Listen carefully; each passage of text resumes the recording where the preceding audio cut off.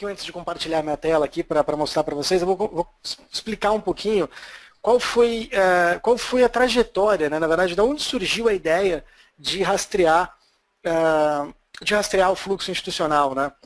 Na verdade, em 2010, 2011 mais ou menos, eu entrei em 2003, 2002 numa corretora, entrei operando na mesa e tal, e aí depois passei um bom tempo na área de análise, e em 2010, 2011 mais ou menos, eu estava numa asset, já operando, né, para asset, e eu tinha uma dificuldade muito grande de entender o que estava acontecendo com o mercado, né, de realmente conseguir tirar a conclusão que tivesse uma certa atividade alta, né.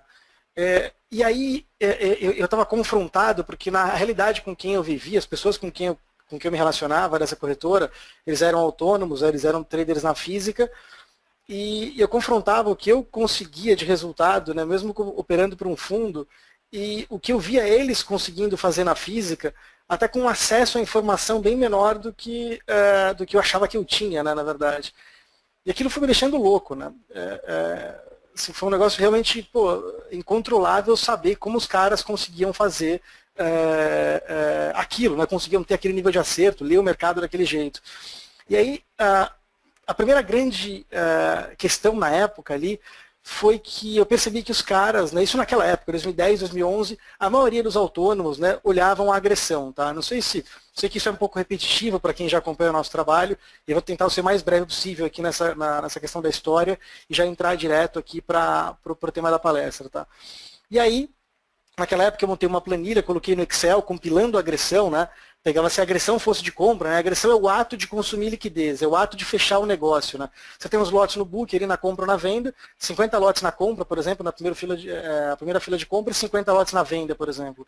Se alguém precisar comprar agora, esse cara vai ter que clicar no melhor vendedor e consumir esses 50 lotes que estão na venda. Então, nesse caso, o agressor é comprador, porque ele aceitou pagar o preço que o vendedor estava pedindo. Nesse caso, como comprador que aceitou, ele deu a última palavra, a agressão é de compra nesse caso. Tá? E eu pegava então a agressão de compra, colocava um sinal positivo nela, e quando a agressão era de venda, né, quando o vendedor dava a última palavra, quando ele aceitava fechar contra ordens que já estavam no book do lado da compra, né, quando o cara consumia liquidez do lado da compra, a agressão era de venda, e eu subtraía esses lotes. Fiz isso numa planilha, e aí, cheguei, eu até vou compartilhar minha tela aqui. Deixa eu ver qual das telas que... Você me ajuda, Lucas, para ver se eu estou compartilhando a tela certa aqui. Beleza, tá perfeito, André. Você compartilhou aí Maravilha. Essa aí a já tela... está compartilhando aí o Profit. E aí, então, na verdade, eu tinha até preparado a anterior, e o que eu consegui chegar com aquela planilha, né, eram nesses indicadores aqui, né? Esse verdinho aqui em cima, aqui, esse verde e vermelho, né, aqui em cima, significa, barras verdes aqui significam que nesse candle aqui, né, durante esse intervalo de tempo, né, tiveram mais agressões na compra do que na venda. Tá? Já vou pegar esse exemplo significativo, nesse candle aqui, a barra é vermelha porque tiveram muito mais agressões de venda do que na compra. Esse aqui é o índice futuro hoje. Aí estamos falando de 340 lotes a mais agredidos na venda do que na compra. Tá? Isso eu já tinha conseguido fazer em 2010. E aqui embaixo, esse gráfico de área vermelho aqui, é simplesmente o acúmulo da agressão. Né? A partir da origem do dia, da abertura do dia, excluindo o leilão de abertura, começar a compilar todos os negócios que foram agressões de compra com sinal positivo e agressões de venda com sinal negativo. Né? E isso, na época, para mim, foi um avanço tremendo, porque ele é um belo indicativo de tendência, na verdade. Né? Porque se você parar para pensar, os preços só caem ou sobem quando tem consumo de liquidez para aquele lado. Né? Para pensar, os preços só vão cair, né? Digamos que está 2 comprador, né? Só a última casa do mercado, 2 comprador. O preço só vai cair para o 1, né, que é o próximo nível de preço, ou 1,5 no caso do dólar, né, se os lotes que estavam na compra ali a 2 forem consumidos, ou seja, se alguém agredir a compra a 2. Digamos que tenha 100 lotes na compra a 2, o mercado só vai cair para o 1 ou para o 1,5 ou para o 1, né, próximo nível de preço, se aqueles 100 lotes que estavam na compra a 2 forem agredidos ou consumidos, se houver agressão de venda. Tá? Então, quanto maior, né, a magnitude das agressões de venda, mais o mercado está caindo, maior a tendência de baixa. Então eu comecei a olhar na época, né, primeiro, que esse indicador dava o lado, né, o lado do mercado, né, nesse caso aqui, praticamente desde a abertura aqui, o mercado vinha acumulando na venda, né, e ele dava o lado, então, né, acumulação na compra ou na venda, e também a magnitude. Então, o tamanho dos lotes, os níveis que ele atingia aqui embaixo, né, deixa eu pegar um gráfico de... Os níveis que ele atingia aqui embaixo, vocês conseguem ver do lado direito aqui, 2.000 lotes, 3.000 lotes, o nível que ele atingia dá, né, sinais significativos da magnitude e da intensidade da tendência naquele dia. E eu comecei a olhar desde 2010, 2011, só esses indicadores para poder medir tendência no mercado. Tá? E aí, ao longo do tempo, fui descobrindo que as inversões, né, quando o mercado invertia de comprador para vendedor, esse acumulado da agressão, como inverteu aqui, hoje foi coincidência, foi na máxima do dia, nem sempre é assim, tá? E nem sempre dá certo também. Mas o mercado vinha, né, aqui e inverteu para venda. Aqui, ó, os sinais da abertura, eles são meio... Né, os sinais dos 10, 15 primeiros minutos de mercado, eles são meio contraditórios, porque o acúmulo ele pode estar virando toda hora para cima e para baixo. Tá? Mas passou ali 5, 10 minutos da abertura, geralmente os sinais são melhores. E aí, o mercado aqui acumulou para venda, né, e coincidentemente hoje foi na máxima. Tá? Volto a dizer, nem sempre é desse jeito. Tá? Então, as inversões davam sinais muito significativos. Tá? Bom, isso aconteceu por um bom tempo, né, até a gente, né, tentar... isso era uma planilha de Excel, ficava linkada na Bloomberg, né, no terminal de cotações. Na época eu tinha Bloomberg quando estava na Asset, só que aquilo tinha 45 segundos de delay. Eu falei, não, isso aqui não é possível, isso aqui é muito bom, tem que ser real time, não dá para ser 45 segundos. A gente tentou fazer diversas vezes com programadores independentes, e o negócio não fluía, e a gente acabou sentando com a Anelógica, pela bagagem, pela expertise que tinha, e fechamos um acordo com a Anelógica de desenvolver essas ferramentas aqui. E aí, o que era uma simples acúmulo da agressão acabou, né, evoluindo para uma agressão dentro do gráfico. Vocês devem ter visto esses números aqui dentro do gráfico, por aí vai. Mas isso aqui não é nada que não tinha fora do país. Né? Fora do país já existiam essas agressões dentro do gráfico, por aí vai. Era só um desenvolvimento que a gente estava fazendo. A gente, na verdade, descobriu esse acúmulo da agressão aqui, mas era uma coisa que já fora do país já vinha sendo utilizada, e naquela época, 2011, não era, né, longe de ser febre, e hoje é uma febre nos Estados Unidos olhar a agressão dentro do gráfico e por aí vai. E aí o fato é que a gente começou, depois desses 2 anos, né, desse plugin pronto, a gente começou a entrar num grau de questionamento um pouco maior. Né? Um tempo atrás a gente operava dentro de uma corretora que só atendia institucional, né? E, se não me engano, foi lá que começou a dar o estalo na nossa cabeça, especialmente falar, putz, espera aí, a gente tem que olhar mais o outro lado da tela. A gente tem que olhar mais, cara, quem está do outro lado da tela, pô, quem é o mix de participantes que está do outro lado da tela, como esses caras executam, né? E foi, né, colocando essas perguntas na nossa cabeça que a gente começou a buscar as respostas para esse tipo de pergunta, né? E aí, cara, eu me lembro que assim, eu não lembro exatamente ao certo o timing que eu tive esse estalo, mas viagens ali, né, mentais, eu pesquisando na internet como institucional executável, eu caí no relatório do Credit Suisse, né, Credit Execution for Dummies, alguma coisa assim, e, putz, ali eu achei, falei, não, cara, eu não acredito que eu não sabia disso, né. E aí eu olhei ali que tinham 5 tipos de algoritmos através dos quais os institucionais executavam ordens. E eu só sabia 1 ou 2 deles de cabeça. Eu já tinha ouvido falar do TWAP e do VWAP. Né? E para quem nunca ouviu falar, TWAP é Time Weight, né, de ponderado, Average Price, e VWAP é Volume Weight Average Price. E muita gente conhece o VWAP como se ele fosse uma média mesmo ali, né? Mas na verdade o VWAP no mundo institucional ele é conhecido como um algoritmo que tem um critério, um determinado critério para pegar uma ordem grande do institucional e fracionar ela em intervalos não fixos, mas em intervalos padronizáveis de ordem e executar essas ordens ao longo ou do dia inteiro ou de um período específico do dia. Tá? O VWAP ele é conhecido no mundo institucional por ser um algoritmo e não pela média, que é o produto da negociação que ele gera. Tá? E o TWAP é um outro algoritmo também, que pega uma ordem, sei lá, pega uma ordem grande e fraciona essa ordem em intervalos regulares de tempo. O TWAP é o algoritmo mais simples. Esses 2 eu sabia que existia, mas eu não sabia a lógica por detrás deles E eu não sabia que existiam mais 3, Market on Close, POV, né, Percentage of Volume, e Implementation Shortfall. E calma, nem vamos entrar nesse mérito aqui na apresentação para não tornar ela muito complexa e nada, mas não tem nada de difícil nisso, né? São simplesmente nomes de algoritmos, cada um tem um critério para fracionar uma ordem grande em ordens menores e executar isso de forma automática ao longo do dia. Tá? Os 5 algoritmos, cada um tem um critério diferente.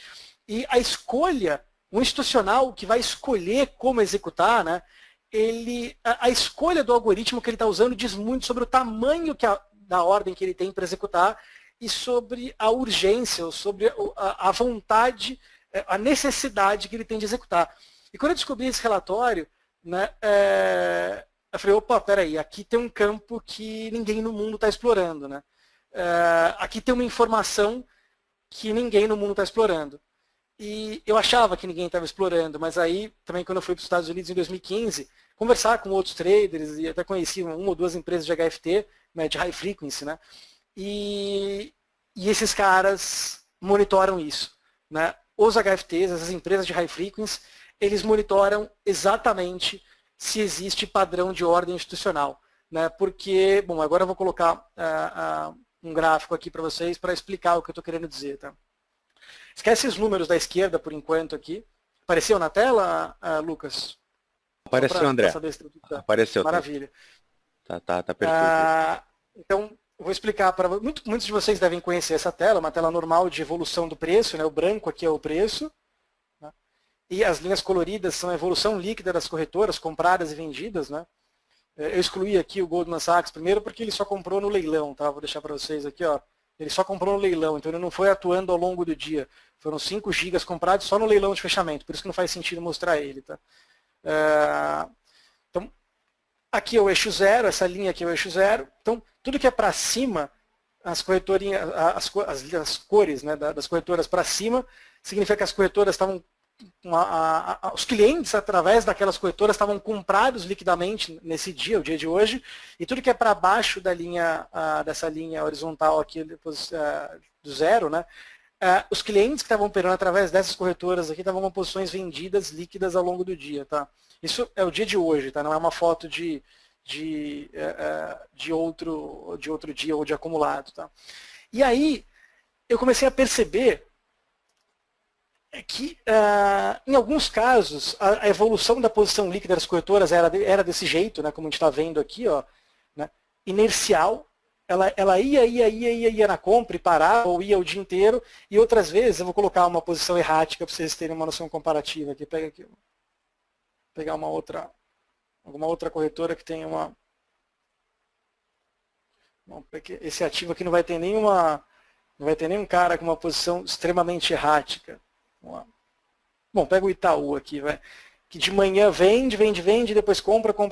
Mas o que eu queria pegar um exemplo de um mercado, de uma posição um pouco mais errática. Deixa eu tentar mais alguns aqui. Bom, aqui tá meio sutil a Nova Futura. Tá? Compra um pouquinho de manhã, faz nada a tarde inteira, vende quase nada. Né? Você tem toda essa diferenciação mercado normal. Até aqui não tem nada de novidade. Né? Você tem players que operam bastante e players que operam pouco, né? Como esse exemplo aqui do cara que operou pela Nova Futura. E aqui eu quero matar uma primeira objeção. Né? A gente não olha o nome da corretora, a gente olha o estilo operacional do cliente que está operando através de uma corretora. Então não me importa se é Nova Futura, Goldman Sachs, UBS. O que importa é o estilo operacional do cara que está executando através daquela corretora. Tá? Que não é a corretora que executa a ordem, é um cliente que está executando através dela. Tá? Bom, mas esse é só um ponto. E aí, eu comecei a perceber, né, que existiam alguns padrões, né, de execução. E até a gente conseguir desenvolver essa ferramenta, a gente, né, só olhava e conseguia identificar coisas como essa aqui, essa posiçãozinha amarela aqui, ó, que a partir das 15h30 da tarde, né, vocês reparem que é muito diferente. Ele vem vendendo, ó, e é quase que uma linha reta a posição na venda do cara, ou seja, vai passando o tempo, a cada minuto que vai passando aqui, ó, ela desce, a posição do cara desce de maneira linear. É como se ele vendesse um lote igual a cada intervalo de tempo que passa, a cada minuto ou cada 5 minutos, ele vende um lote igual ao anterior, e por isso que ele dá esse aspecto de linha reta aqui, ó, que é muito diferente dessa compra aqui, ó, essa linha verde aqui, que é a corretora, se não me engano, UBS, isso aí, UBS. Ela é tudo irregular, tá vendo? Tem um processo irregular, que também é diferente dessa corretora azul, que também o cara compra, para um pouquinho, compra, para um pouquinho, compra, para um pouquinho. Que também é diferente dessa corretora azulzinha aqui, ó, que ele tem um processo mais arredondado, ele vai comprando de maneira mais... Existe um padrão, né? Mas ele compra, para, mas ele tem uma certa linearidade e ele vai aumentando a intensidade da compra conforme o preço vai caindo, tá? E eu fui percebendo isso, né? Só que quando eu entendi os 5 tipos de algoritmo que tinham no mercado, eu falei, opa, peraí, o que eu acho que é um padrão visual no olho, talvez seja possível de reconhecer. Tá? E antes disso, uma coisa que a gente fez foi dividir os participantes em 4 quadrantes, tá? Isso aqui é uma imagem, né? Não está no software ainda, a versão que eu estou aqui não está com isso pronto ainda, isso aqui é uma coisa de Excel minha. E aqui são 4 quadrantes, né? Parem para pensar que tudo que está para cima, né? Independente de estar do lado esquerdo ou direito aqui, tudo que está para cima é um volume alto negociado no dia. E o critério de volume aqui é somatória, compra e venda, não é exposição líquida da corretora. É o quanto aquela corretora comprou mais o quanto ela vendeu. É a somatória da compra mais a venda, tá?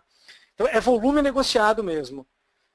Tudo que está para cima aqui, quanto mais para cima tiver, maior é o volume no dia. Quanto mais para baixo, menor é o volume no dia. E o eixo horizontal, né, na verdade, aqui, quanto mais para a esquerda tiver, significa que a ordem do cara foi persistente. O que é persistência? Persistência é isso aqui, ó. Pega essa linha verde aqui. Essa linha verde, o cara compra, e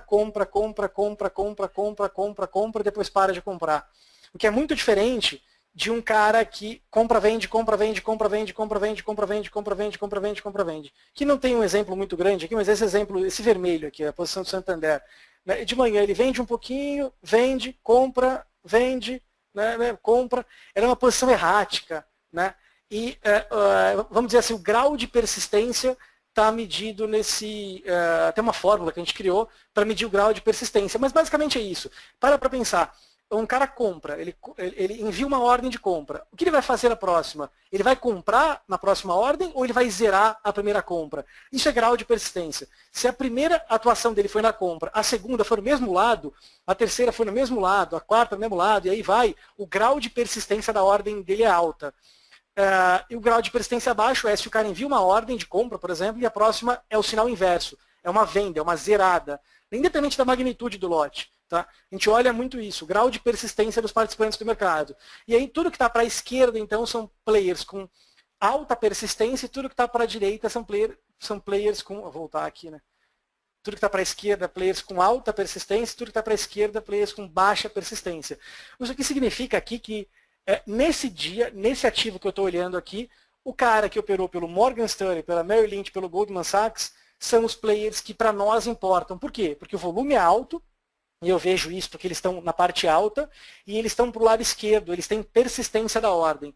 Tá? Eles são caras que realmente impactam no preço. Foram eles os maiores causadores, nesse caso que o ativo subiu, eles foram os maiores causadores da alta. Mas como é que você sabe, André, que foram causadores da alta? Porque aqui isso não dá para ver, naqueles que o mercado subiu ou caiu, podia ter caído também, mas o mercado subiu naquele dia, e se você olhasse a posição, não é esse gráfico aqui, tá? Não é esse gráfico que eu estou mostrando para vocês, mas você veria uma reta significativa, persistente na compra ao longo do dia inteiro, como você está vendo essa linha verde e essa linha azul aqui. Tá? Você veria isso no dia. Aqui embaixo são os caras que eles possuem um certo grau de persistência, né? Eles estão aqui mais para o lado esquerdo, mas o volume deles é baixo. Tá? Ou seja, o impacto deles no preço não é tão significativo, então não importa tanto para a gente. Do lado direito aqui significa que o volume é muito alto, mas por ele estar do lado direito, a persistência é baixa, ou seja, ele compra zero, vende zero, compra zero. Ele não possui um impacto persistente no preço. E o maior player disparado, que está todo dia aqui, quase que em todos os ativos, são os HFTs, e eles operam, a maior parte deles, através do UBS, também opera através de outras corretoras, mas a maior parte deles opera através do UBS, e ele fica registrado desse lado. Tá? E aqui embaixo está o que a gente chama de picadeira do mercado, né, que são todas as pessoas físicas, arbitradores e alguns market makers pequenos. Por que eles são pequenos? Eles estão registrados aqui embaixo, o volume é baixo, por isso que eles ficam na parte de baixo, mas poderiam estar aqui do lado esquerdo ou direito. Né? A questão do volume é a altura que ele fica. E como eles estão para o lado direito, a persistência é baixa, ou seja, além do volume ser baixo, eles têm lotes aleatórios, eles compram, vendem, vendem, compram. Eles não fazem atuação constante para um lado, compram. E eu volto a dizer, o que faz o mercado andar é a atuação desses caras, com lotes grandes e persistentes, que vão corroendo a liquidez da compra ou da venda em vários níveis de preço consecutivos. E é isso que faz o mercado andar. Tá? E aí isso aqui foi a grande sacada nossa, de, pô, peraí, a gente estava muito focado no dólar e queria operar outro ativo, queria operar ações ou índices, por exemplo. E como é que você vai saber quem são os participantes, né, só de bater o olho? Né? E aí, esse tipo de funcionalidade aqui, ele já dá uma noção muito clara, né, só de bater o olho. Você coloca isso aqui no dia ou no período dos últimos 30 dias e vê quem são os participantes, quem é o que naquele ativo, quem é a picadeira, que não importa, né? Quem são os HFTs, quem são os market makers, quem são os institucionais com baixo impacto e quem são os caras que realmente fazem o mercado andar. Tá?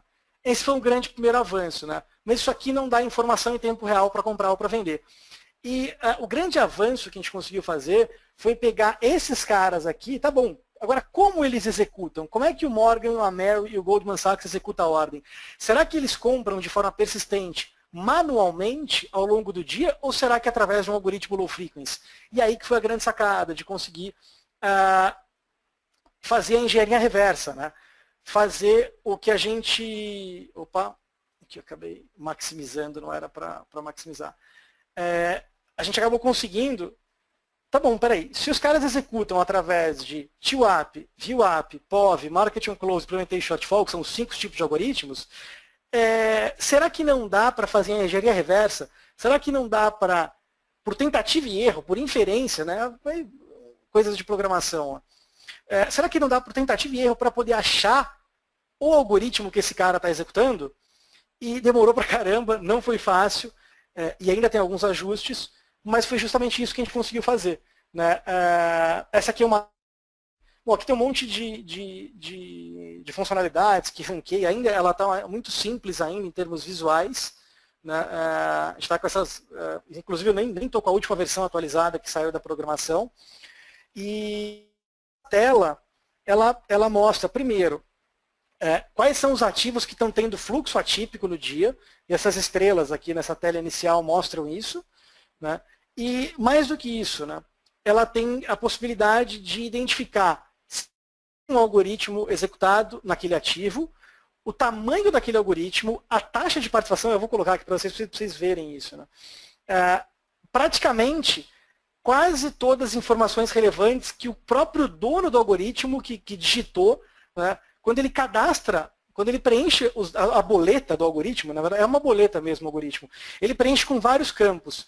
A gente consegue, por inferência, por engenharia reversa, a gente consegue identificar quase todos os campos que esse cara preencheu. Obviamente que a gente não consegue uma coisa, a magnitude do lote total que ele tem para comprar ou para vender, isso é impossível.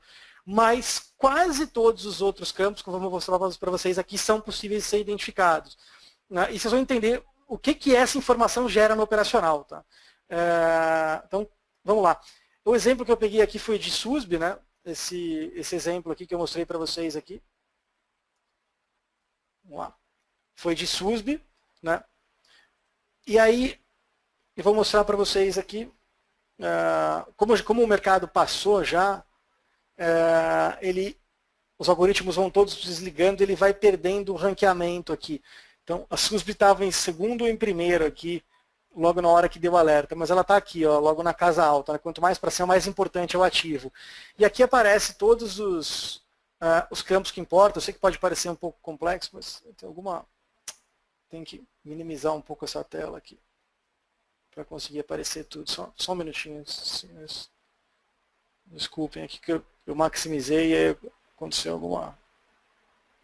alguma coisa. Bom, é isso aqui. Então vamos lá. Então, aqui a gente consegue rastrear, bom, aqui todos os players, aqui não tem novidade nenhuma, a taxa de participação, que aqui, na verdade, ela é medida por o quanto a compra daquele player, né, a compra daquela corretora, a gente não consegue segmentar o cliente ainda, mas vai conseguir. O quanto a compra daquela corretora representou no volume total do dia. Essas estrelinhas aqui é a comparação disso com o histórico dela mesmo, ou seja, para poder ter uma medida de força comparativa em relação ao histórico, né? O quanto aquela compra daquele player é forte ou fraco em relação ao histórico daquele mesmo player, tá? Aqui, uma medida, lote piorar, uma medida de impacto de mercado, é o quanto em lotes, né, em força mesmo, é mensurável relativamente, o quanto em lote aquele player, né, independente de estar executando de forma algoritmizada ou manual, o quanto aquele player está precisando, o quanto ele está impactando o preço para conseguir comprar, nesse caso, ou vender o lote que ele precisa. Tá? É o grau de impacto da ordem dele, é o quanto ele impacta em preço. Tá? E aqui também, né, a comparação desse impacto em relação ao histórico dele. Aqui o volume simples, né, o volume de quantidade de compra no dia. Né, a diferença disso daqui para a taxa de participação é que isso aqui é só o volume dele. A taxa de participação, eu divido esse volume pelo total negociado até aquele momento e dá a taxa de participação. O ADV também é uma medida relativa, né, divide isso aqui por uma média diária de volume até aquele momento. Tá, são coisas diferentes. Tá? Aqui é o quanto o cara está comprando no dia. A taxa de participação é o quanto o cara está comprando dividido pelo volume no dia. O ADV é o quanto o cara está comprando dividido por uma média de volume de vários dias, não só do dia, para você normalizar o efeito do volume em vários dias. Tá? Os algoritmos fazem isso também, por isso que a gente coloca aqui também. E dá números diferentes. Ó, aqui deu 44% de participação numa média e no dia deu só 20%. Tá? Isso tem diferença. Nesse caso, o IBS não operou por algoritmo hoje, tá? E aí não tem status do algoritmo. Se tem o nome do algoritmo aqui, TWAP ou POV, né? Por enquanto, a minha versão está identificando esses dois algoritmos, os outros estão em teste, Market on Close, Implementation Shortfall e VWAP. São os três algoritmos que ainda não estão identificando nessa versão que eu estou aqui. Está numa outra versão de testes. O status, ele está ligado, desativado, acelerando ou desacelerando, muito importante saber, a hora exata que ligou o algoritmo e a hora que ele desligou, se ele estiver desligado, se ele não estiver ligado ainda. Tá?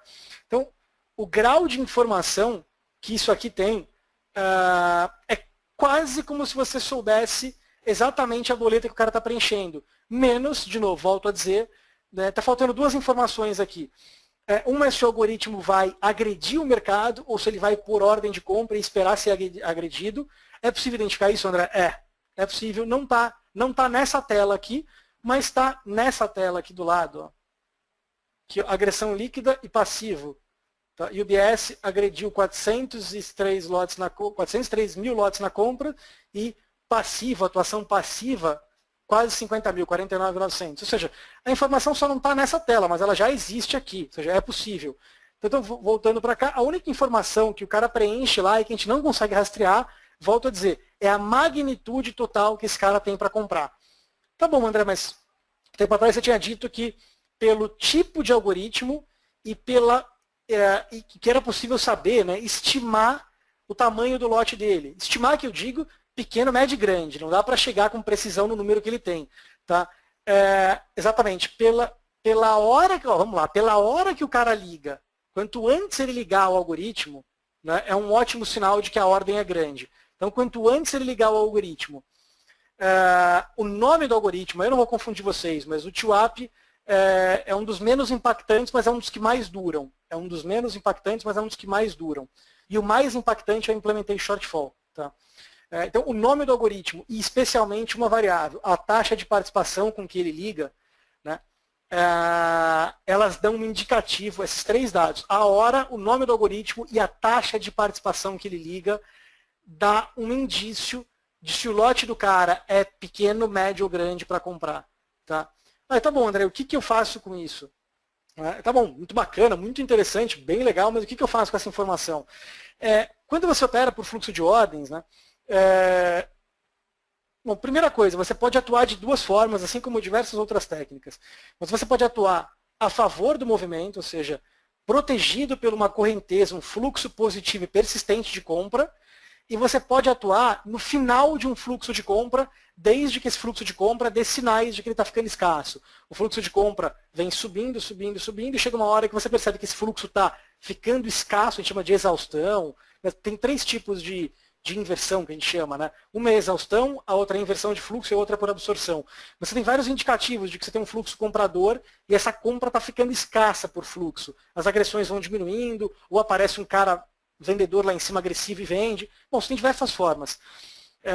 Então, o fato é que ou você atua a favor da correnteza naquele momento, protegido pelas ordens daquela correnteza, seja de compra ou de venda, ou você opera no fim de um movimento, tá? Esperando que essas ordens, que essa demanda ou que a oferta, no caso de uma queda, fique escassa e que entre um fluxo contrário naquele momento. Você pode atuar dessas duas formas no fluxo de ordens. É claro que tem vários setups, mas a linha geral é essa, atuar protegido por um fluxo na ida, o que a gente chama, ou operar protegido por um fluxo na volta, ou seja, no final de um movimento. Ele vai para um lado, para e pegar a volta. Tá? E o que é essa informação de identificar... Opa, pode falar. Opa, André, só pegando um gancho aí no teu comentário, uma Claro. pergunta até, pessoal, na verdade, da tua apresentação, em relação aos algoritmos, chegou a mencionar aí que são 5 algoritmos, né? Até o pessoal aí no chat acabou perguntando, pode falar um pouquinho mais sobre eles? Quais seriam, na verdade? Eu vou tentar explicar eles ao longo, a hora que eu mostrar como o sistema identifica, aí eu entro em 3 deles que são mais fáceis de identificar. Beleza. Mas eu falo sim. A outra pergunta qualquer? Outra, na verdade, é se, através, na verdade, do plugin, né, dessa ferramenta, nós conseguimos identificar se esse tipo de algoritmo que está sendo utilizado, ou balizado através de algum player em específico, ele realmente é um algoritmo, é uma ordem que vem de um player, ou se poderia, por exemplo, ser uma soma de N players, por exemplo, de 20 ou 30 players. Aliás, quem fez essa pergunta, parabéns, excelente pergunta. Eu vou tentar responder ela na hora que eu mostrar como o sistema identifica o algoritmo também, tá? Show. Mas é uma excelente pergunta. E até existem umas margens de erro no nosso cálculo para poder exatamente sanar esse problema, porque isso é um problema. Você pode ter diversos clientes operando através de uma corretora. Isso é absolutamente normal, né? E esse sistema ele vai ser cada vez melhor refinado para pegar isso, mas é impossível chegar com precisão cirúrgica se tem 3, 4 ou 5 algoritmos dentro de uma corretora. O que importa é o agregado do mercado, né? Mas assim, excelente pergunta. Então, deixa eu voltar aqui. A minha tela continua do lado esquerdo aqui, né, Lucas? Continua assim, tá só a tela e a web aí no cantinho tá. Maravilha. Do outro lado, beleza. E aí eu volto para matar essas duas perguntas que tiver. Volto não, na verdade, a sequência disso aqui vai ser responder essas perguntas. Então, basicamente, estava dizendo que em Tape Read você tem a lógica de pegar a ida, né, protegido pelo movimento de compra, que tenha fluxo intenso comprador. Isso é ida. E aí você vai comprar em algum momento, protegido por esse fluxo intenso comprador. Ou pegar a volta, que chama, que é o mercado tem um fluxo de compra, está subindo, você não pegou a ida, por qualquer motivo que seja, e esse fluxo de compra vai ficando escasso e você percebe que ou ele ficou escasso ou entrou um fluxo de venda maior que o de compra, entendeu? Isso é pegar a volta, que a gente chama. Tá bom, então eu estava dizendo aqui, tá bom, como que o algoritmo dá um sinal operacional, e aqui eu vou mostrar o exemplo de SUSB, que na verdade é o ativo que está aqui, né? E aí, uma das horas em que o sistema... Aconteceu alguma coisa, o Profit ele tinha ficado numa tela única aqui. O que aconteceu? Deixa eu ver. Eu arrastei tudo, ele ficou tudo numa tela única. Se eu voltar aqui, ele volta. Pronto. Então, e aí SUSB, né? Vocês repararem aqui, estou falando de SUSB, eu não olho SUSB, mas foi um alerta que pipocou no sistema, né? Essa compra da manhã foi um belo do movimento, foi de 10,48 até 10,90, um belo do movimento, rally de abertura ali e tal. E claramente, né, UBS e Morgan Stanley participando da compra de maneira, né, a gente olha isso por isso aqui, né? E, se não me engano, o sistema nessa hora, né, deixa eu tirar esses aqui, não fez identificação de algoritmo. Ah, mas Andréus, pô, olha o tamanho do movimento. Do 10,50 para o 10,90, 40 centavos. O mercado subiu pra caramba. Subiu pra caramba. O cara comprou das 10h15, ele intensificou a compra às 10h47 aqui, e parou de comprar mais ou menos meio-dia e 25. E o mercado subiu pra caramba. A compra desses dois participantes aqui, ou de mais players operando dentro dessa corretora, não dá para saber nesse caso, foi o que impactou essa alta.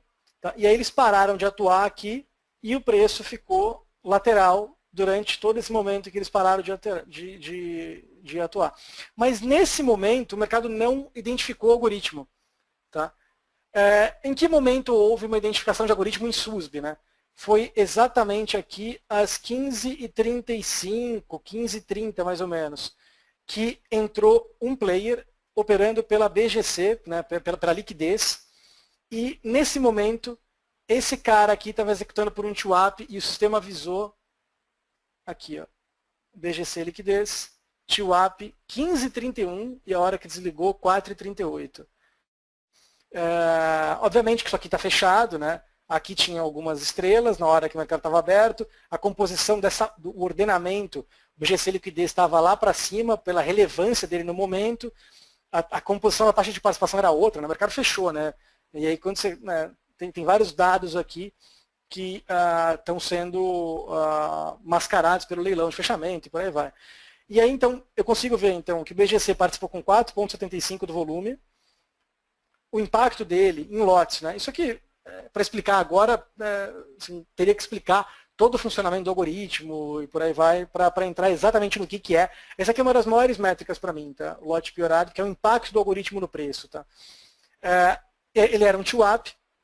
E tá bom, André, como é que identifica isso? Aí você dá um duplo clique nele, abre a tela que mostra os dados da identificação. Tá? E aqui, vamos focar no gráfico de cima aqui, tá? Vamos focar no gráfico de cima. O que é o gráfico de cima? O gráfico de cima mostra em lotes. Aqui é o preço em linha branca, tudo que é vermelho é posição na venda e tudo que é verde é posição na compra. E aqui está mostrando só a posição da corretora liquidez. Tá? E aqui justamente 3h30 da tarde, quando ele ligou o algoritmo. Tá? Vocês repararam que cada caixa dessa, cada barra é um intervalo fixo de tempo. No caso está 15 minutos aqui. Vocês repararam que a magnitude das ordens desse cara nos intervalos de tempo é similar, ou seja, esse cara executou cerca de 65 mil contratos na venda em intervalos fixos de 15 minutos. Okay? Isso é um TWAP. O TWAP ele é justamente isso, ele pega esse caso aqui, o cara executou, se não me engano, o total. Né? Ele vendeu, se não me engano, 177.200, não, minto, 292.900 ações ele vendeu durante aquele período. Tá? Isso eu não tenho como saber. Antes, agora está pronto, né? Agora está fácil. Ele já fez. Quando ele liga o TWAP, não tem como saber. Mas eu sei que esse cara está executando a uma taxa de 65 mil ordens a cada 15 minutos. Ele está executando nessa taxa. Tá? E ele é um TWAP porque respeita uma similaridade. Ele mantém perto de 65 mil lotes a cada X intervalo de tempo. Tá? E é aí que é a identificação do TWAP. Aí você vai ter pergunta, como é que eu vou saber se tem um único participante, um único cliente operando naquela corretora, ou se tem mais de um? Quando não existe tanto erro na identificação, a chance de ser dois algoritmos é muito, muito baixa. Né? Quando essas barras estão mais irregulares, a chance de ser mais algoritmos é mais alta. Essa é a análise grosseira.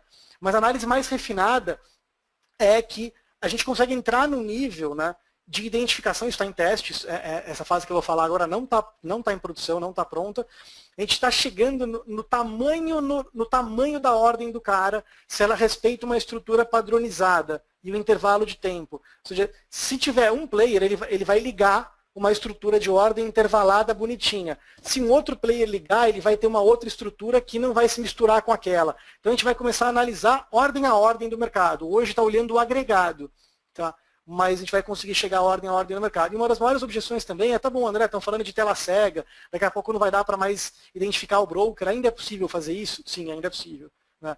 E aí existe toda uma outra inteligência de engenharia reversa que a gente está desenvolvendo também para continuar tendo acesso a essa informação mesmo depois que não tiver mais o nome do broker. para poder continuar fazendo essa identificação dos 5 tipos de algoritmo que são os que mais impactam no preço, né? São esses caras que mais impactam no preço. Tá? Então, aqui respondi uma pergunta e aqui falei de um dos algoritmos, que é o TWAP, Time, Weight, Average Price. E o TWAP é isso, o cara pegou as 300 mil ações dele, dividiu em 1 hora, ele executou durante 1h15 mais ou menos, e durante 1 hora ele executou 65 mil ações a cada intervalo de 15 minutos. Ok? E isso é um TWAP. Pegar um lote grande, dividir em intervalos fixos de tempo. Ou seja, o que torna o TWAP o algoritmo mais simples e mais previsível de todos. Tá? E não significa que ele é previsível, que ele não é utilizado. E na verdade, se vocês forem perceber, ele é utilizado praticamente todo dia por pelo menos algum player em algum ativo. Tá? E assim, é fato, não sei porquê, mas os institucionais ainda, no Brasil, né, como existem poucas soluções de algoritmos low frequency, muito diferente dos Estados Unidos, que existem diversas soluções que tornam esse rastreamento um pouco mais complexo. Né? No Brasil, não teve um avanço tecnológico significativo nesse ponto, e, por enquanto, a maior parte dos institucionais usam algoritmos que não derivam muito desses 5 tipos de algoritmo. Então, vamos lá. TWAP, que é esse aqui. Time, Average, Weight, Price. Time, Weight, Average Price. Né? Ordem é ordenada pelo tempo. O VWAP, a gente reconheceria ele aqui por baixo. Tá? E o que é o VWAP? O TWAP, ele é uma divisão do lote grande por tempo. Okay? Ele é uma divisão do lote grande por tempo. O VWAP, ele é um pouquinho diferente. O VWAP é o seguinte, tá? O VWAP, o cara, digamos que ele tenha 1 milhão de ações para executar no dia, na compra, por exemplo. Se ele fosse colocar um TWAP, ele escolheria 1 milhão de ações, ele escolheria, vou executar durante o dia inteiro, o sistema vai calcular, bom, o dia tem, sei lá, X horas negociáveis, sei lá, 6, 7 horas negociáveis, e o cara quer executar 1 milhão de ações, então eu vou dividir, eu vou executar 5 mil ações por minuto. Tá? É o sistema que faz para ele. Ele vai entrar com 1.000 ações, 1 milhão de ações na compra, e ele vai falar, eu quero executar por 8 horas, 6 horas, que é a hora de negociação, sei lá. O sistema vai falar, tá bom, então para te entregar 1 milhão de ações na compra, ao longo do dia inteiro, eu preciso de 200 execuções a cada 1 minuto de 5 mil ações. O VWAP é um pouco diferente. O VWAP, o sistema faz uma conta, ele pega o histórico dos últimos X dias, aqui ó, histórico de dias, aqui está 10, mas pode ser 30 e por aí vai. Olha aqui, ó.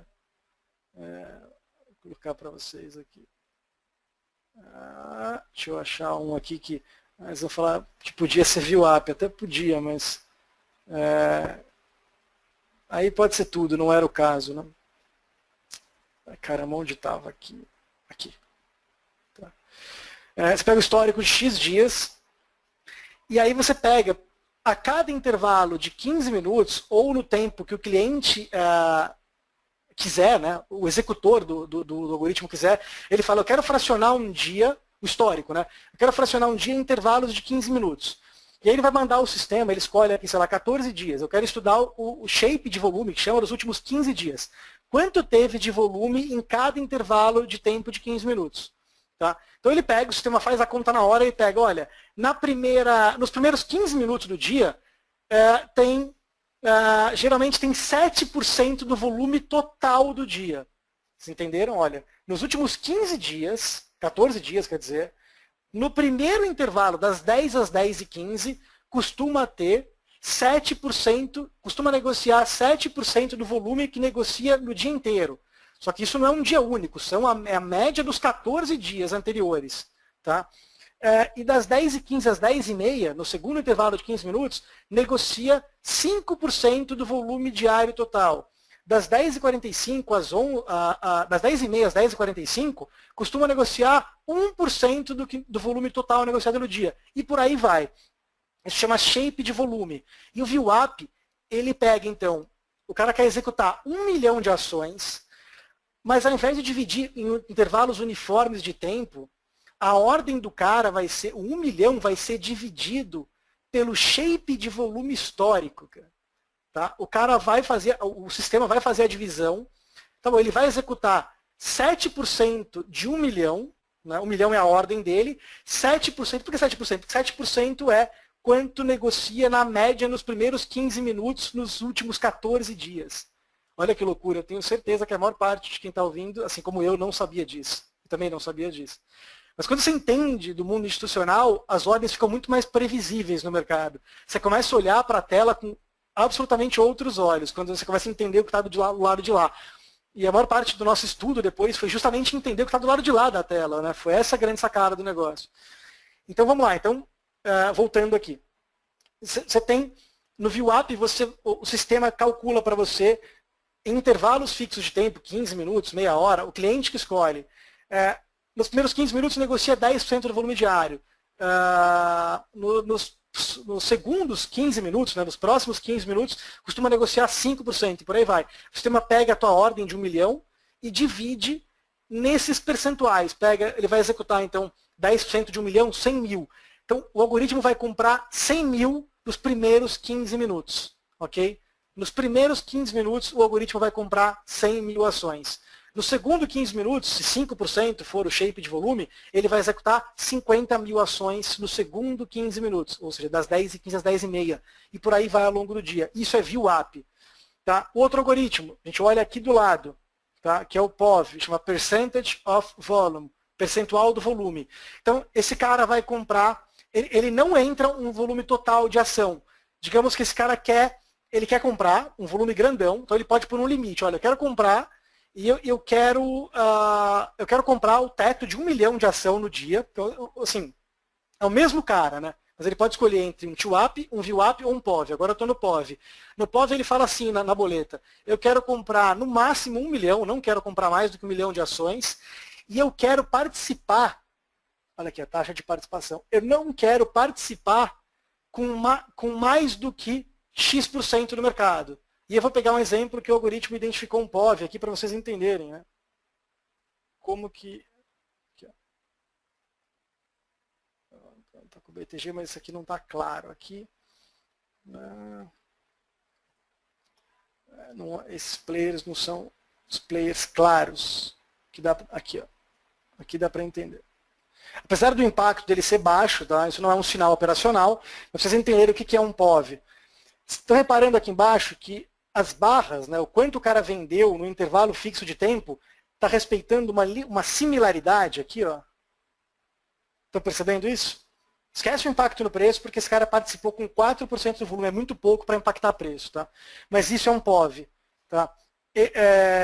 Quando o cara está respeitando, ó, ele está participando sempre com 4,5%, 5% no máximo por cento do volume. Ou seja, tem um volume negociado no mercado e ele participa com 4% do volume sempre. Então tem um negócio, ele vai lá e participa. Tem um negócio, vai lá e participa. E não sei se já repararam, pega a Petrobras, por exemplo. Quando sai um negócio muito grande em pé, já repararam a quantidade de outras ordens que saem no mesmo milissegundo atrás daquilo? Isso é um POV. Tá? É um algoritmo que chama Percentage of Volume. Sai uma ordem grande no mercado, vários players mandam a mesma ordem de compra no mesmo segundo atrás daquela ordem grande. Esses caras estão participando com um POV. Tá? E o sinal operacional vai depender do tamanho da taxa de participação. Se esse cara estiver participando com menos de 8% do volume, nem adianta olhar para ele, porque o impacto dele no preço é baixo. Com mais do que 8%, começa a ter impacto no preço, e aí vai de 8 a 100 de participação. O grau relativo, né, de um para o outro, a taxa de participação é variável fundamental para se olhar como o algoritmo impacta preço. Tá? Então, o POV se identifica numa similaridade da taxa de participação entre os intervalos fixos de tempo. Okay? E aí implementei Shortfall, o sistema não está reconhecendo aqui ainda, pelo menos a minha versão, e também o Market on Close. Ele é bem simples, na verdade, ele é qualquer um desses algoritmos, mas ele é ligado geralmente a partir da hora do almoço. Tá? E aqui a gente tem o Market on Close. Aqui, ó. Aqui, ó, pela Mirai. É uma compra pela Mirai que começou às 4 e pouco da tarde, né? E é um Market on Close, mas é um TWAP, porque ele tem uma linearidade reta. Tá? Esse era um exemplo que eu ia mostrar para vocês aqui. Tá? O market on close, na verdade, nada mais é do que o horário que o cara liga o algoritmo. Tá? Mas a lógica de execução, ela é ou TWAP, ou VWAP, ou POV, ou Implementation Shortfall. É um desses. O que varia se ele é market on close ou não, é que esse algoritmo geralmente ligou depois do almoço. E o que muda, então, na verdade? O benchmark que esse cara está buscando, o preço médio de execução, vamos chamar assim, ele está mirando no fechamento, ele não está mirando no preço médio, ou não está mirando no VWAP do dia, que é aquela linha que todo mundo olha, tá? Porque esse cara, na verdade, por que ele né, esse cara, ele vai executar fracionado ao longo de um período. Mas para ele faz todo sentido, né? Como ele vai mandar várias ordens, vocês concordam que ele tem um risco de tendência? Digamos que um cara que vai comprar, o cara tem 1 milhão de ações para comprar, e o preço abre aqui embaixo, ó, por exemplo, aqui embaixo. O cara liga o algoritmo aqui. Na primeira ordem que ele ligou o algoritmo, estava aqui 25,40. Mas se esse cara comprar ao longo desse período, concorda que ele vai pagar 25,40, 25,50, 25,60, 25,70, 26, 26,5. O preço médio da compra dele vai ficar muito alto. E para um cara que quer executar, isso não é ruim, não é bom, né? Tá? Então, o benchmark que ele busca também é determinante para saber operar isso e tal, e aí fica um pouco complexo para esse tipo de apresentação.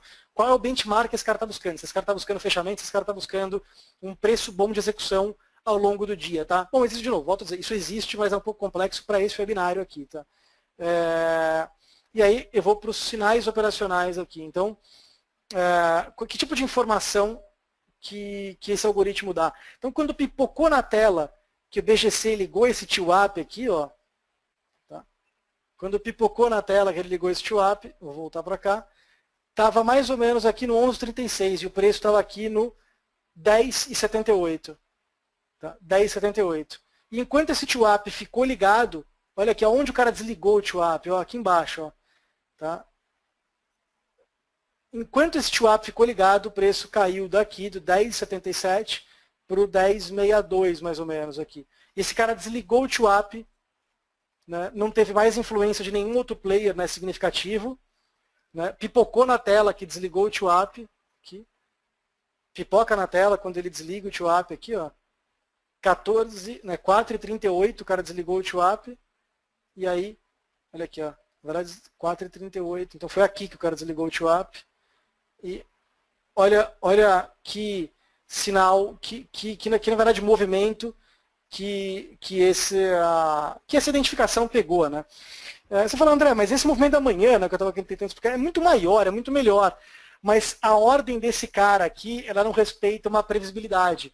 Você nunca sabe se o UBS ou o Morgan vão continuar comprando. Eles compram, beleza, é uma ordem grande, impactou o preço, mas será que ele vai continuar comprando?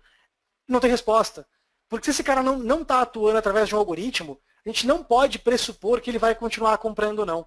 Porque ele pode comprar e parar. Ele podia ter parado de comprar aqui, todo mundo concorda? Às 11h09. Nada no mundo nos diria que ele iria parar aqui e iria voltar a comprar aqui, ó, quando vocês estão vendo aqui. Nada diz isso. Agora está pronto, está fácil.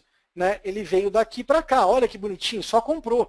Mas aqui, ó, ele ficou quantos minutos sem comprar? Das 11 às 11h20, 11h30, quase meia hora sem comprar. Né? É muita sorte, isso é jogar para sorte, isso é olhar o lado esquerdo, né, do gráfico. Está pronto, depois de pronto é fácil.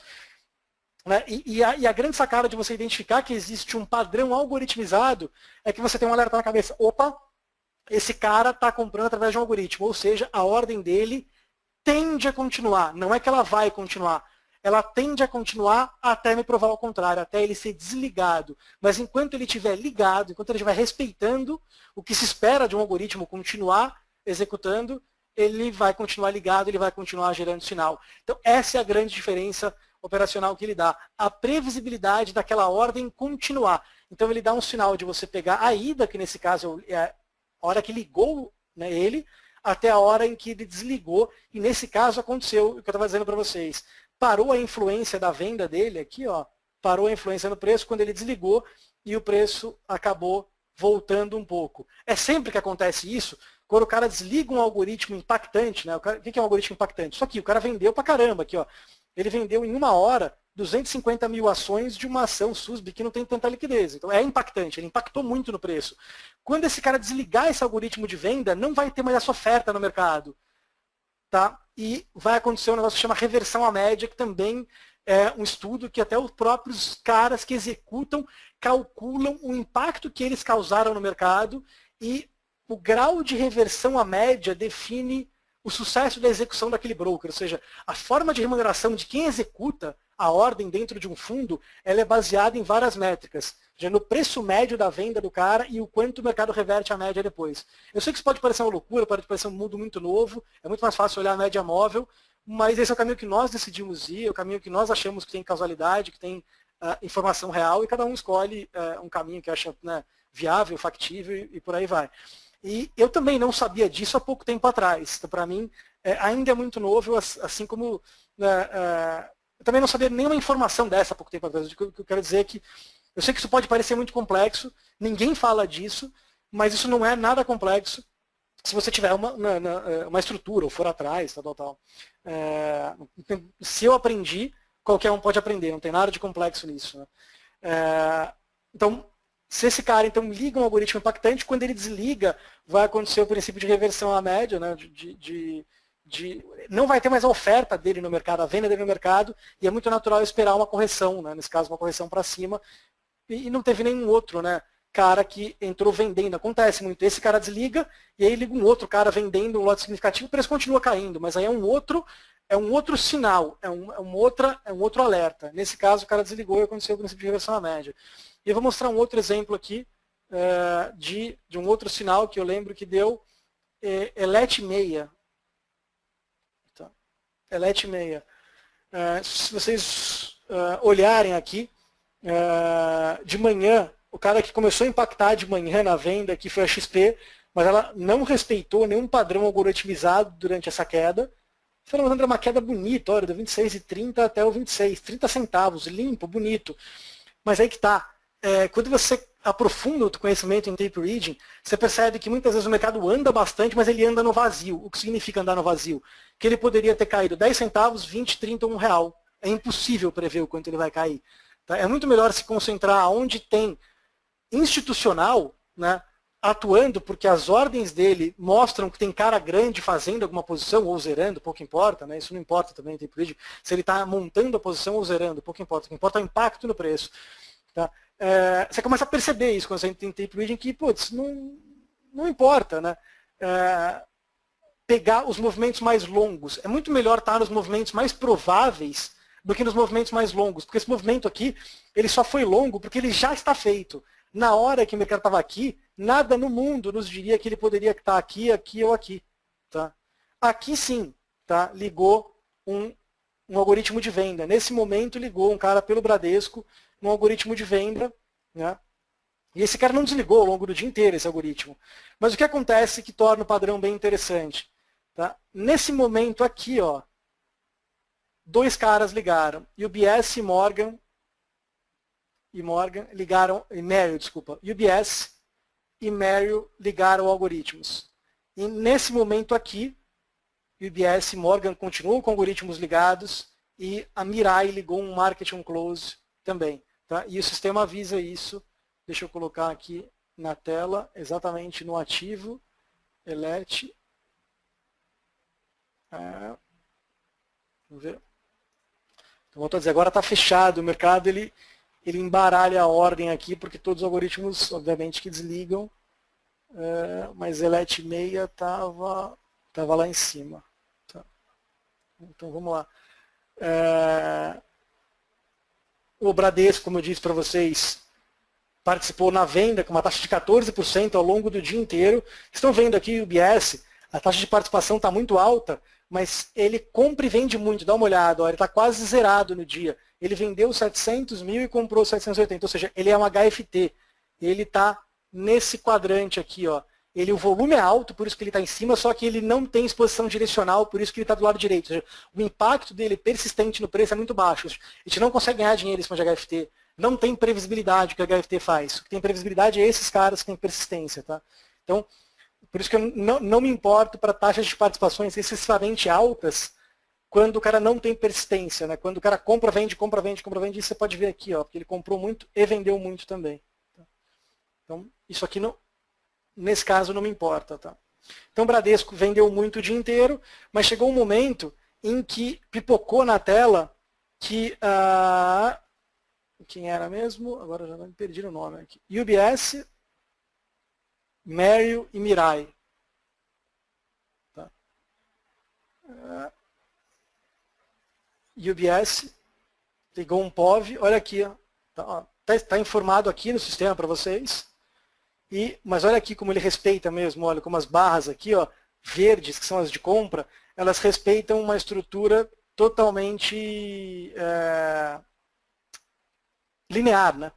Com cerca de 35% de participação na compra. Tá? 35% de participação na compra é muito expressivo. Tá? E aí você tem também a Mirai. Opa! André, só uma perguntinha, já pegando um gancho aí que você estava falando da taxa de participação.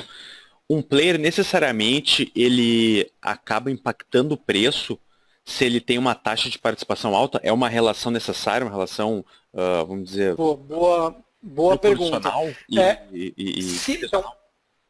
Então, ótima pergunta também, cara. Tudo depende, a resposta está na contraparte. Vamos lá, então o cara ligou uma taxa de participação de 30% na compra. Esse exemplo aqui, ó. Aqui não é, na verdade tem que voltar nele. Ó. 30% na compra. A tua pergunta é, 30% é muito, ok. 30% na compra necessariamente vai impactar no preço para fazer ele subir? E a resposta é, ele está comprando de quem? Entendeu? A análise da contraparte, ou seja, tem um algoritmo na compra, claramente aqui tem um POV na compra, está respeitando uma estrutura de que ele participa no volume. Tá? Mas beleza, e aí, ele está comprando de quem? Será que tem algoritmo na ponta inversa? Entendeu? Então, tem uma análise da contraparte e outra pergunta excelente, que é isso aqui, ó. Que para mim, por isso que eu disse, essa lote piorada, essa coluna é uma das melhores que existe. Por quê? Porque ela é justamente isso. Não adianta nada você estar ligado com 50% de participação na compra. Isso eu nem devia falar, porque é uma das coisas mais profundas no negócio. Mas o cara está ligado com 50% de participação na compra. A primeira atuação dele é no 10, preço, por exemplo. A segunda atuação dele é no 9, a terceira no 8, a quarta é no 7. Você repara que ele está, beleza, ele está participando com 50%. É muito. 30 já é muito, 50 é um absurdo. Só que você concorda que ele comprou o primeiro lote no 10, o segundo lote que ele comprou a 9, ou seja, 9 é melhor do que 10. Se esse cara está comprando cada vez mais barato, significa que tem alguém na venda mais forte do que ele, e isso é mostrado por essa coluna aqui, ó. Lote piorado.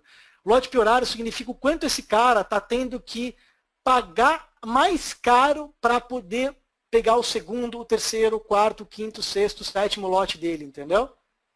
Perfeito. E aí que tá, quanto maior a taxa de participação e maior o lote piorado, significa que esse cara não tem contraparte no mercado, ou seja, ele está participando com uma taxa alta e ele está tendo que pagar preços cada vez mais caros ou vender cada vez mais barato para poder fazer o lote que ele precisa.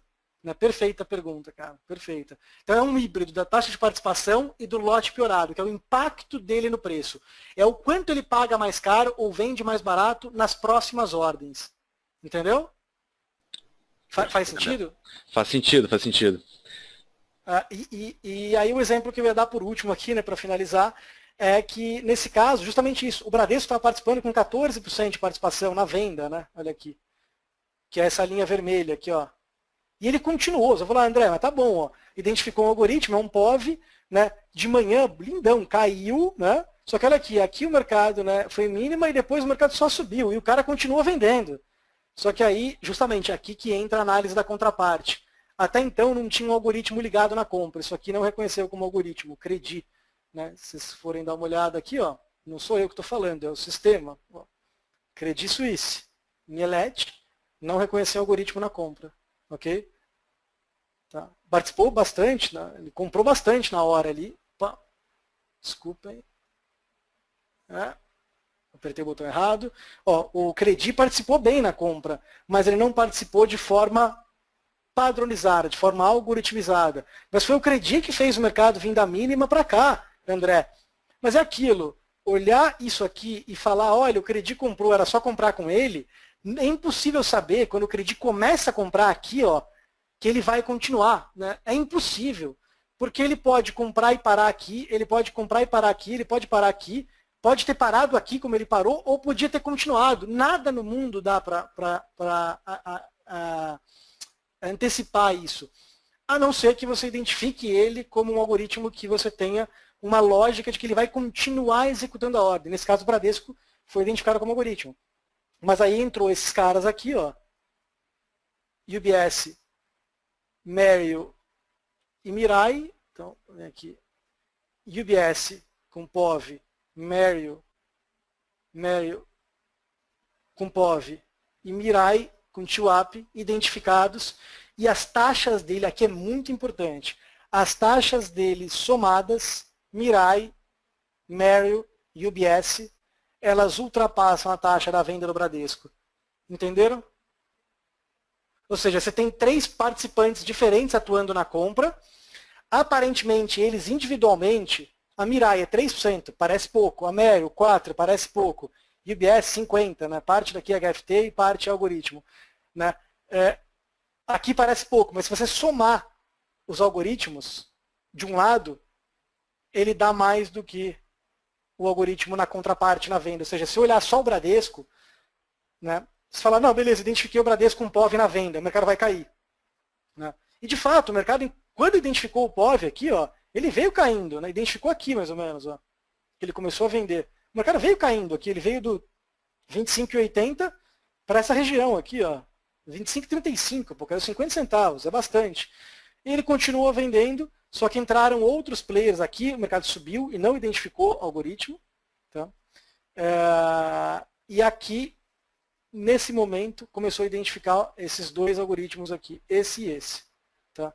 E aí o mercado só foi intensificando a alta, mesmo com o algoritmo na venda, porque os algoritmos de compra somados ultrapassavam o efeito do algoritmo na venda. Então a gente tem uma função, ela não está aqui também, para mostrar. Aqui, vocês estão vendo que está mostrando todos os players, ó. Mesmo os que não têm algoritmo, tá vendo aqui, ó? Nesse player aqui, ó, XP, não tem algoritmo, mas está mostrando aqui. Tem uma função na tela em que você clica num botão aqui, direito, propriedade, sei lá o quê, e aí mostra, opa, cliquei em só os algoritmos. E aí vai aparecer uma tela que chama o NET, né, o líquido dos algoritmos, para ver se naquele ativo, qual que é o NET? O NET é comprador, o saldo, né? Tem mais algoritmo na compra ou na venda e a magnitude de quanto sobra na compra ou na venda, o desbalanceamento de quanto sobra na compra ou na venda, entendeu? Isso dá uma sensibilidade muito importante, da hora que liga, da magnitude e da hora que desliga para poder pegar a volta, ok? Bom, sei que é bem denso, bastante coisa, parece um bicho de outro mundo, mas acreditem em mim, não é um bicho de outro mundo. Isso aqui é mais simples do que a maior parte de vocês possa imaginar. Assim, foi muito mais fácil para mim aprender isso aqui do que aprender ondas de Elliott na época que eu achava que isso era o caminho. Né? Muito, muito mais fácil mesmo. Parece, de novo, volto a dizer, parece um outro mundo, mas não é. Isso é absolutamente factível. E uma coisa que, né, nos deixa, né, assim, eu digo nós, eu, e Antunes, e aproveito para fazer um reconhecimento até vocês, a vocês da Nelogica, especialmente ao Fabiano, né, que colocou a mão na massa para conseguir organizar os dados e tirar isso do papel, né? Tirar isso aqui de um projeto, né? Que era um sonho que parecia impossível e uma informação que não se encontra em nenhuma outra plataforma no mundo acessível para o trader de varejo. Só se encontra isso dentro de empresa de HFT que investe, sei lá, milhões, diria, para poder chegar nesse nível de discernimento e nesse nível de análise, né? Então, assim, isso nos deixa muito felizes, né, eu e o Antunes, e essa parceria com vocês também pela capacidade de entrega e também pela seriedade com que vocês também encaram a informação para o mercado de varejo. Isso muito, muito, muito importante mesmo. E aproveito para agradecer aí ao Lucas e a todo mundo, especialmente ao Fabiano, que é quem consegue colocar, o Fabiano e o Pedro, quem consegue colocar essas funcionalidades aí, arquivar banco de dados, e colocar essas funcionalidades em prática. Tá? E é isso aí. Lucas. Espero que tenha sido bacana. Espero que vocês tenham gostado, né? Espero que tenham entendido também os termos que eu usei aqui. Então, peço desculpa se eu usei algum termo que não seja fácil de entender, que no dia a dia acaba ficando isso, né, dentro da nossa cabeça. Muitas vezes um termo ou outro técnico passa e eu pressuponho que todo mundo sabe, e eu sei que nem todo mundo sabe, nem tem obrigação de saber de termo técnico. Tá? Mas é isso aí, Lucas. Não sei se você está me ouvindo aí. Perfeito, perfeito. Obrigado aí pelas palavras, André. É recíproco esse reconhecimento, né? Pegando algumas coisas ali no chat, uma pergunta bem recorrente que eu ia fazer para você, mas aí o pessoal acabou num turbilhão de perguntas também comentando, que eu acredito que tenha sido uma dúvida geral. Em relação aos mercados, na parte de funcionamento aí do plugin 2.0, você tem mais ou menos, existe uma discriminação de um mercado para outro, ou pode funcionar de uma maneira geral, ou a análise acaba mudando de mercado? Por exemplo, perguntaram muito do dólar e índice, né? Você pegou bastante operações, né? Assim, os ativos são estruturalmente diferentes. Muita gente se recusa a acreditar nisso, mas eles são. Porque o mix de participantes é totalmente diferente entre o dólar, o DI, as ações, opções e índices. Totalmente. O que é isso? A composição, o quanto de institucional, o quanto de tesouraria, o quanto de fundo, o quanto de estrangeiro, o quanto de pessoa física, o quanto de HFT, esse mix é diferente em cada ativo. Como a execução, esse é um dos itens que faz cada ativo ser diferente. Tá? E aí que tá. Os caras que usam esse tipo de execução são os institucionais, tesouraria, estrangeiro e fundo. Tesouraria, estrangeiro e fundo. E eles são, não que são mais presentes em ações e no índice, mas a própria, juntando esse aspecto com o outro aspecto que é o quanto eles precisam fazer de lote, um fundo de investimento precisa fazer um lote muito significativo de ação e não tem contraparte para isso suficiente na tela. Então esse cara, ele se mune de um algoritmo low frequency, um desses 5 que eu expliquei, para poder executar essa ordem grande ao longo do dia. Tá? Então isso é muito mais comum em ação e no índice, por conta do mix de participantes e por conta do tamanho, da relevância da ordem do cara perante o volume negociado no dia. No dólar, o mix de participantes é diferente também, tem muito mais day trade. E você tem uma outra coisa. O motivo pelo qual os players executam dólar faz com que esses caras tenham que entrar execuções pontuais. Então, eu vou até colocar esse exemplo na tela aqui para facilitar. A minha tela está compartilhada ainda? Tá sim, André. Ainda estou vendo aí a sua tela. Obrigado, Lucas. Olha aqui, vocês repararam que o mix de linha não é muito diferente do gráfico que a gente estava olhando até agora? Ela é muito mais errática, todo mundo concorda? Aqui, ó, as corretoras, olha, ela é totalmente errática. O que é essa errática? Significa que são raros os dias e são raros os players que compram de maneira persistente. O que é ser persistente? Voltar para isso aqui. Ó. Persistente é o cara que atua com muito lote e aqui a ordem do cara é compra, próxima, compra. No dólar, tudo é um pouco mais para a direita, é tudo menos persistente. Por quê? Porque o dólar é assim. O propósito dos participantes operar dólar, ele é mais pontual. Não que seja sempre. Cada dia é um dia, cada hora é uma hora, nunca existe nada igual. Mas se você comparar ação e índice com dólar, eu diria que ação e índice, o fluxo é mais inercial. O que é fluxo mais inercial? Eu vou colocar até o próprio índice aqui para vocês darem uma olhada. Olha isso aqui, ó. Olha como tem um cara que vende o dia inteiro. O azul, compra o dia inteiro. Ele é menos errático. Tá? E cada dia é um dia também, né? Nem sempre. Pega uma ação, pega a Petro, que é uma das mais líquidas. Olha como o fluxo dela é mais inercial. Olha aqui, esse cara comprou o dia inteiro. Né? Deixa eu ver se tem. Os caras que vendem também, o dólar é muito mais errático. Olha aqui, ó. Olha as posições das corretoras. Tá? Então, não existe o algoritmo low frequency operando pelo dólar. Tá? Não é que não existe, mas não existe tanto. Perto do volume total, eu diria que ele é pouco relevante. Ou seja, a identificação de algoritmos para o dólar, ela não tem o efeito de previsibilidade de fluxo de ordens. Tá? Não significa que algumas funcionalidades novas não sirvam para o dólar. Especialmente a questão de comparação da força daquele player em relação ao histórico, tudo isso serve para saber se o cara está comprando numa taxa X que ele nunca comprou na vida e tal. E tudo isso serve, mas não tem a identificação de ordem automatizada porque o dólar ele é muito mais execução manual do que execução através de algoritmo low frequency, então pela própria estrutura do mercado cambial. Mas em todas as ações e no índice, a identificação de algoritmos é bem útil. Tá? Em opções também não. Tá? Em opções também não. Perfeito, né? Perfeito. Tá? Bom, pessoal. Mas assim, tem até desculpa interromper aqui, tem, Não, pode. obviamente que para o dólar existem algumas funcionalidades, fora essas que eu disse, que elas vão ser implementadas e que elas ajudam, né? Mas aí não tem a ver com a identificação de algoritmo, tem a ver com vamos lá, a execução manual do cara e a persistência, vamos lá, a gente vai medir a persistência da execução manual do cara, vai. Que é como se fosse uma identificação de algoritmo, sim, mas tá bom, o cara está comprando agora, qual que é a próxima ordem dele? Ele comprou de novo, ou seja, ele está sendo persistente, e quanto ele está pagando? Ele está pagando pior ou melhor do que o primeiro preço? É isso que a gente faz no olho, né? E isso vai ter vai ter sinais que hoje não existem no plugin. Isso está em desenvolvimento também, tá? Então, para quem gosta de dólar, não acho que a ferramenta não vai avançar para esses níveis, porque vai também, tá? Mas é isso aí.